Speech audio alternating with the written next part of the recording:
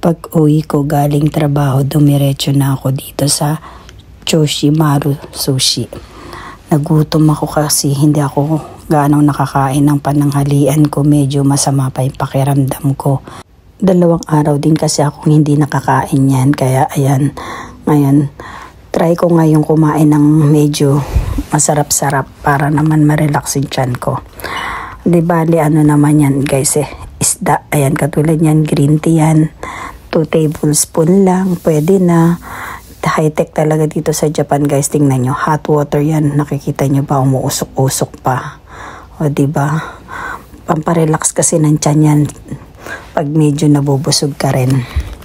Tsaka pag pagod ka, masarap din ko uminom ng green tea.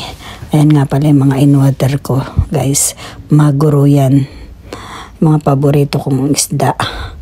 At isusurok.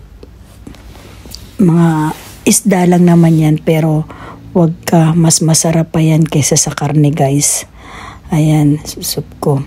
Actually guys, sa mga kinakain ko lang din dyan, yung mga maguro, pusit, hipon, ganyan, crab. Pero wala mo ng baboy ngayon. Kasi katulad niya, no. Ayan, soy sauce yan guys na may wasabi. Para may twist ka kahit kumain ka ng isda na ano, wow, ang sarap guys. Pil na pil, diba?